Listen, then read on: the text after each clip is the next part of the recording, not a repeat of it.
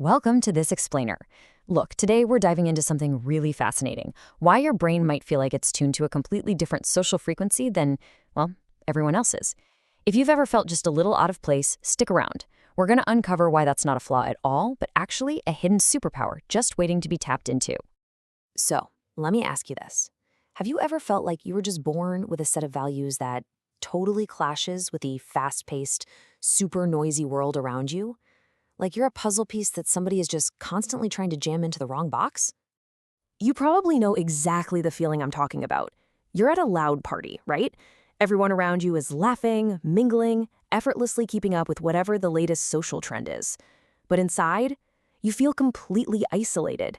It's almost like you're watching the whole world happen through this really thick pane of glass.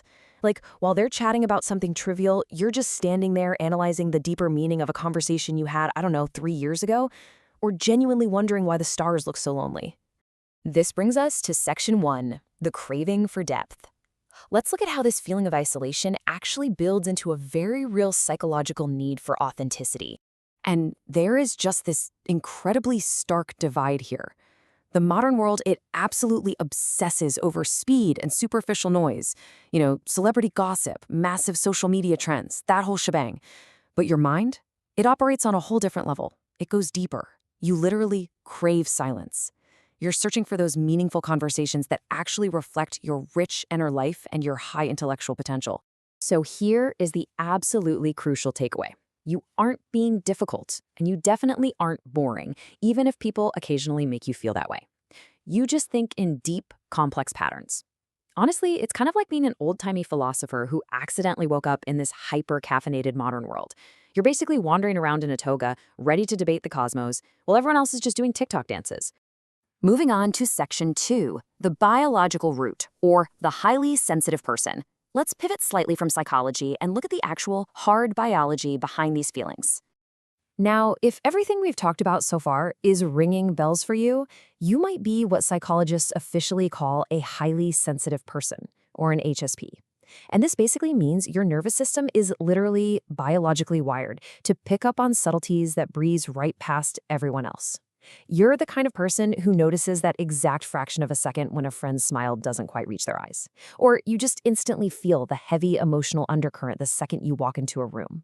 Actually, let me pause right here and emphasize this, because society gets this wrong all the time.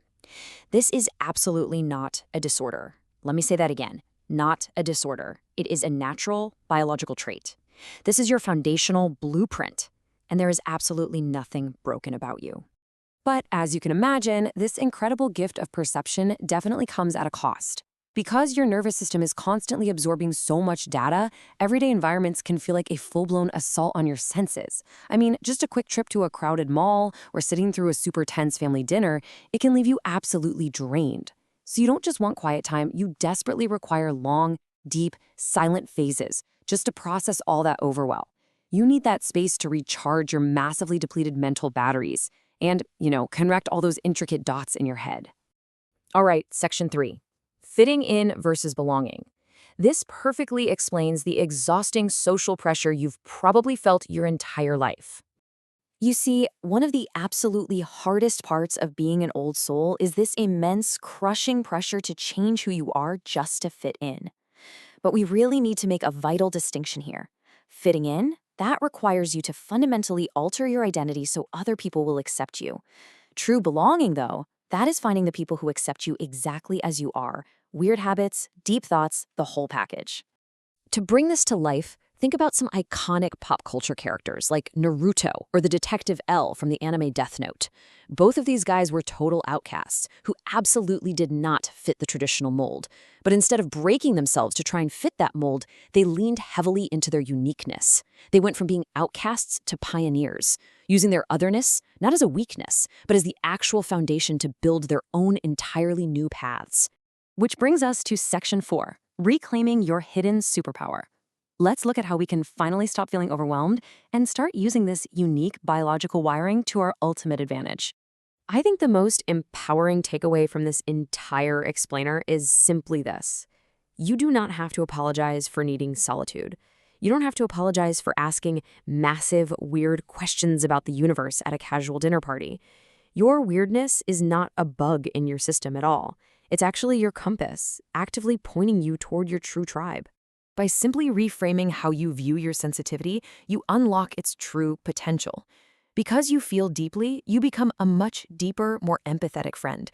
Because you inherently understand pain, you become a deeply compassionate healer. And because you see all those tiny subtleties everyone else misses, you become a profoundly insightful artist. In a world that is honestly starved for depth right now, these aren't just quirks, they are massive superpowers. So I'm going to leave you with this final provocative thought to chew on today. If you've spent your whole life feeling like an alien, consider this. Maybe the modern world just wasn't quite ready for your level of depth. So perhaps you aren't an alien at all. Perhaps you are exactly the pioneer needed to get the world ready. Thanks so much for hanging out with me for this explainer, and remember, embrace your blueprint.